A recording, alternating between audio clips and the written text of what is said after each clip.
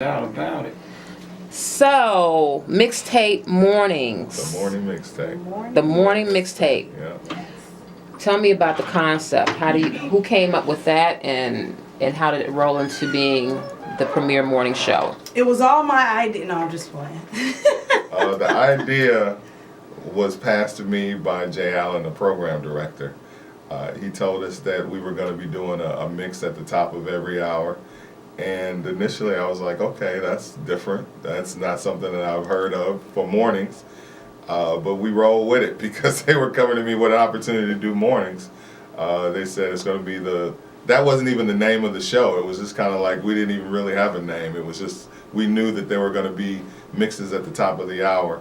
And I came in with a list of names, hashtags, and things that I wanted to possibly tie into the show. And morning mixtape was one of the names within a bunch of things that I just jotted down. So when we sat down and we were like, because the name had leaked that the show was going to be called Mixed Mornings, and I thought that sucked. I was like, that sucks. Mixed Mornings? It just sounds like it could be anything, like Mixed Mornings. What is that? So when I sat down and came up with a list of things, morning mixtape was on it, and I was just throwing stuff out in the room. And you know how those sessions, like, so that's what stuck. So the morning mixtape stuck, and I should have put my name first. I should have said Mike Love's morning mixtape, but I said the morning mixtape with Mike Love, and they were like, let's run with it. So they ran with it, and then it went from there. And of course, Lady Red was involved the whole step of the way. Well, when people thought about that name and concept, immediately we were like, well, that fits because Mike Love is a DJ, and you don't disguise the fact that you are a DJ first. Yeah. I put that out there all the time, like that, because DJing is what's gotten me to where I am right now. Everywhere from my beginnings in radio, that's how I got on the air. So when I'm talking over cats mixes, I did that. So when I sat down with the mixtape DJs, the guys who do the mixes on the show, I'm like, trust me, man, everything y'all doing, everything y'all go through, I've done. I did it in Milwaukee, I did it here in Chicago. I do mixes, I still DJ in the club. So it's easy for me to be able to get into mixes at the top of every hour, and I knew that the music was going to carry the show, and it was going to bring people to the show as well, because they were going to be into the music. It was going to be up-tempo and fun. You've had your fair share of co-hosts along the way, and Chicago listeners have had the pleasure of listening to your voice as part of the Bad Boys. That era, great era. Great, we all miss it. We sometimes hear some of the old air checks on YouTube and the commercials that you and the Diz have done, and then you transition into really kind of holding your ground by yourself, and now here we are again and the team with Lady Red, who is very familiar on the Chicago club scene for doing your famous karaoke nights. But you also have done other things outside of that. Tell us a little bit about your background. Well, actually, Mike Love is the one that brought me in radio. I started off, I actually wanted to learn how to DJ. That's how I got into the karaoke. And we were at Club Mix. I shadowed the DJ, and they had a karaoke night, and they was like, we want you to sing the first song. So I would always start the show, but I bartended. So nobody would want to come up, and then the guy was, I'm going to be late, so I'm going to show you how to hook the equipment up when I'm late. So he showed me how to hook the equipment up. So we were out twiddling our thumbs, nothing happened. So I just decided to start playing music while we're waiting. Then I started to start the show. So I would play a karaoke song, and then I would play some music, and I would go back and forth, and that pin turned into karaoke, which Mike Love came to one of the shows and saw me and was like, hey, you want to be on radio? And I'm like, what do you mean? Like, he was working at the other station at the time. And I'm like, yeah, I want to be on radio. Not knowing he was serious. Put me in the car, we driving to the station. I'm like, we're really about to be on the radio. Told me, gave me some pointers on how to talk, and he basically ran the show, so I was comfortable. And I was on the big station for like a week, fell in love with radio. He and I had a internet radio show together.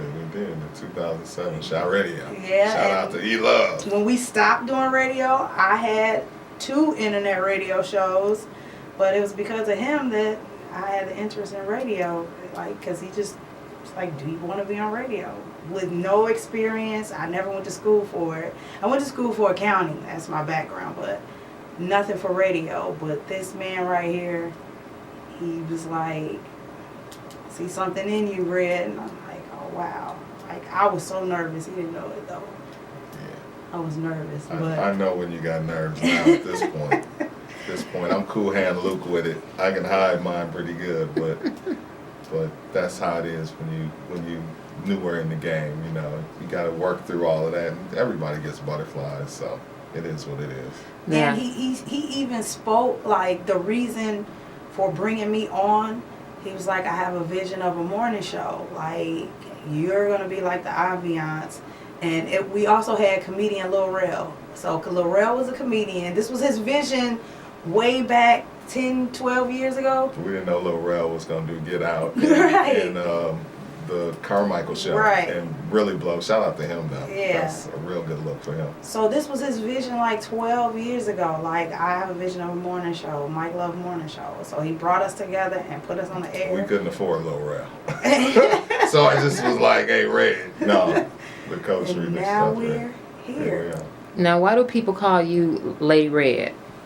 Well, it started off as MC Red. And it's funny because a person that worked at the station is the one that gave me the Lady Red title, because they were just calling me MC Red because I would just get up and just, host the show. But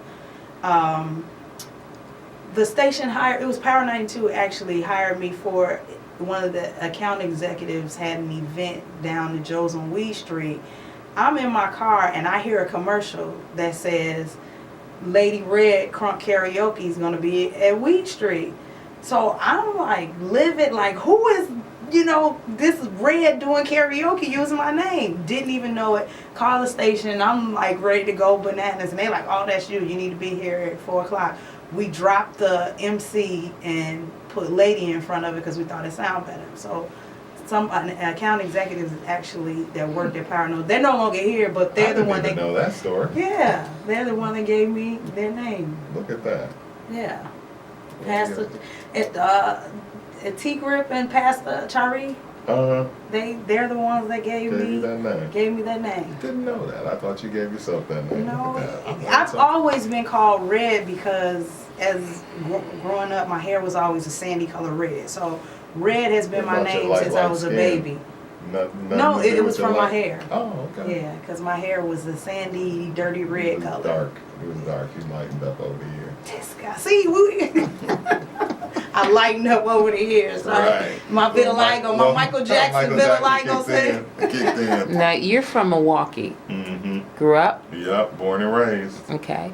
And what was your first interaction with radio when it hit you that this is something you want to do? I mean, when I was in junior high school, I wanted to get in radio, so it was always a dream. After I graduated from high school, I got a job at WNOV, 860 AM. That was my first doing a daily mix, Monday through Friday, in 85. From there, in 88, I got a job doing mixes on a weekend mix on WLUM, which was Hot 102 back in those days. Steve Haywood, shout out to him, gave me my first real radio gig. And then from there, so I'd say, to answer the question, radio has just been in my blood. Kids get music different nowadays. When I go to schools, I always talk about the differences in how we got music in our day versus how they receive music. Like, we got all of our new music from the radio if you grew up in the 70s and 80s.